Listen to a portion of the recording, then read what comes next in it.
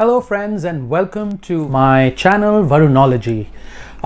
पहले तो I want to quickly start this video by thanking all of you for the love and affection that you've shown to my previous video, which was a comparison between Unicard and SliceCard. तो बहुत प्यार मिला, बहुत comments आए. मैंने कोशिश करी है कि मैं जितने भी कमेंट्स का जवाब दे पाऊँ मैं अच्छे से दूँ. पर उसके कमेंट्स के साथ साथ मेरे पास काफ़ी सारे क्वेश्चंस भी आए और एक क्वेश्चन मुझे पर्सनली भी काफ़ी क्वेश्चंस आए और जो सबसे ज़्यादा क्वेश्चन यही आए वो ये थे कि सर आप इसका लॉन्ग टर्म यूजेज बताइए कि आपने अब यूज़ कर लिया है, ये अनबॉक्सिंग वगैरह तो ठीक है, पर अब आप इसको यूज़ करने के बाद का आपका क्या एक्सपीरियंस है वो आप शेयर करिए. So now what I have done is कि मैंने यूनिकार्ड एक्चुअली मैंने अब यूज़ कर लिया है और अब मुझे इसकी अच्छी बातें और इसकी थोड़ी बहुत नीचे नॉट सो गुड बातें जो हैं वो भी पता चल गई हैं. So before I dive into this video, सबसे पहले तो I would just like to clarify that I am a user. मैं एक यूज़र हूँ, रिटेल यूज़र हूँ. मुझे ना यूनिकार्ड ना कोई और कंपनी कुछ भी इंडोर्स करने के पैसे देती है. तो मैं किसी की बढ़ाई या किसी को नीचे गिराने की कोई कोशिश नहीं कर रहा हूँ. मेरा सिंपल सा एम ये है कि जो चीज़ मेरे लिए अच्छी हुई मैं उसका एक्सपीरियंस आपके साथ शेयर करूं और जो चीज़ मेरे साथ अच्छी नहीं हुई मैं उसका भी एक्सपीरियंस आपके साथ शेयर करूं ताकि आप एज एन इंडिविजुअल एक अपना एजुकेटेड डिसीजन ले पाए. And that's the only aim of this particular video.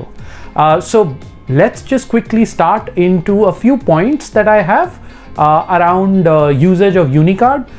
क्या ठीक रहा, क्या ठीक नहीं रहा, and हम उसके बारे में बात करना शुरू करते हैं. But before that, please don't forget to like and subscribe to my channel and to my videos. इससे मुझे बहुत इंकरेजमेंट मिलती है एंड एज आई सेड बहुत अच्छा लगा जब मुझे इतने व्यूज़ आए मेरे प्रीवियस वीडियो पे. एंड आई होप कि आप और भी प्यार और भी आप हेल्प करेंगे और इनकरेज करेंगे मुझे. So with that let's just quickly dive into the description now. तो चलिए सबसे पहले बात करते हैं कि यूनिकार्ड के यूजेज में क्या अच्छा रहा मेरे साथ. देखिए कार्ड बड़ा डिफरेंट लुकिंग है, ग्रे कलर का कार्ड है. सो चलिए वो तो ठीक बात है. उसके अलावा यूजेज आसान लगी. मैंने एक आध मर्चेंट के यहाँ यूज़ किया ऑफलाइन और वो यूज़ हुआ आराम से. ऐप फ्रेंडली है. ऐप एक फट से ऐप पे रिफ्लेक्ट हो गया वो अमाउंट और ओवरऑल मुझे कोई ऐसी प्रॉब्लम नहीं देखने को मिली एक आध दो मर्चेंट्स के साथ. ऑब्वियसली जो चीज़ अच्छी नहीं है उस पर मैं आऊँगा, बट एटलीस्ट मैंने जो एक या दो मर्चेंट्स के साथ मैंने यूज़ किया उस पे वो इंस्टेंटली ऐप पे रिफ्लेक्ट हो गया. ऐप में उसने डिवाइड करके बता दिया, डिवाइडेड बाय 3, 1% का कैशबैक भी है. तो आप वो यूजेज आप क्लियर है. ऑनलाइन जब तक कि मैं यूज़ कर रहा था मैंने नहीं यूज़ किया ऑनलाइन. हालांकि मुझे कमेंट्स में लोगों ने बताया है कि अमेज़ॉन और फ्लिपकार्ट पे ये चल रहा है, but I can not confirm that और डिनाई दैट. मैं कंफर्म भी नहीं कर पाऊँगा और ये डिनाई भी नहीं कर पाऊँगा क्योंकि टू बी ऑनेस्ट मैंने वो चेक अभी तक नहीं किया है. अब बात करते हैं कि कहाँ मुझे लगता है कि यूनिकार्ड को और भी डेवलपमेंट की और इम्प्रूवमेंट की ज़रूरत है. तो एक या दो चीज़ें. शुरू में जब यूनिकार्ड आया तो वो फ्यूल सरचार्ज वेवर नहीं दे रहा था. वो फीचर अभी ऐप में पिछले 1.5-2 हफ्ते में शायद आया है वो फीचर. बट उससे पहले अगर मैं पेट्रोल पंप पे यूज़ कर रहा था तो कोई वेवर नहीं है, जो कि एक नॉर्मल एक सिंपल से सिंपल क्रेडिट कार्ड भी आज की डेट में देता है. And by the way slice card भी वो वेवर देता है up to a certain level.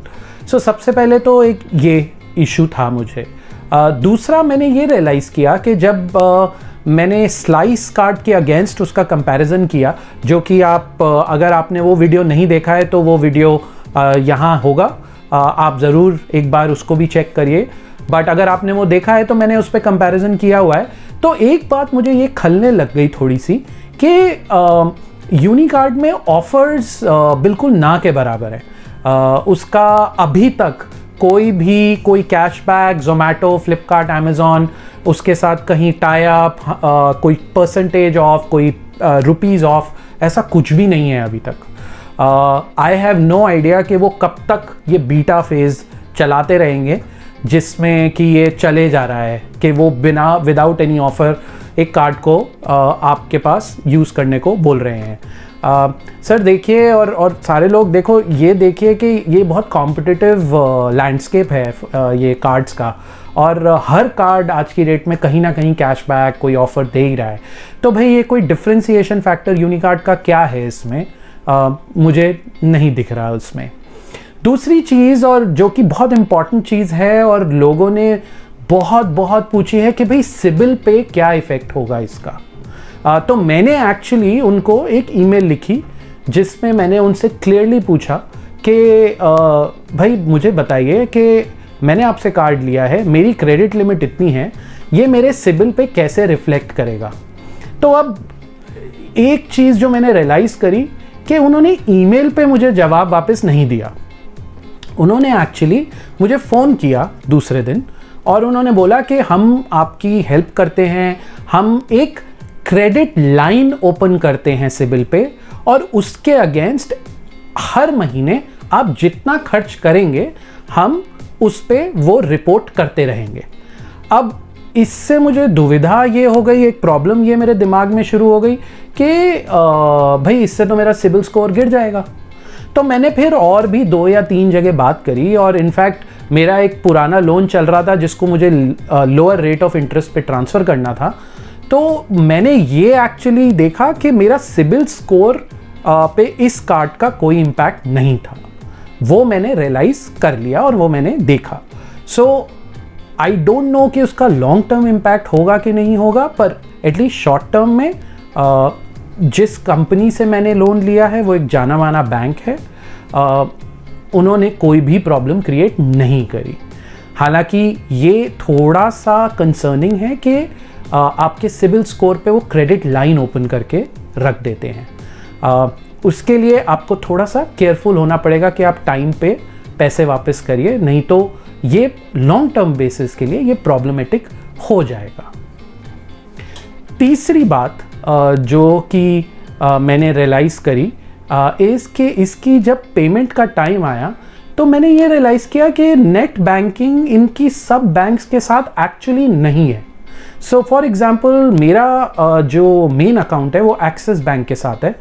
तो जब मैंने नेट बैंकिंग यूज़ करना चाहा एक्सिस बैंक का, तो मैंने रियलाइज़ किया कि इनकी ऐप में वो टाई अप है ही नहीं। So that means that they don't have a tie up with axis bank. हाँ, उनके पास कोटक, HDFC और काफ़ी बैंक थे, बट मुझे ये ऑड लगा कि axis is such a big bank और आपका उसी के साथ टाई अप नहीं है।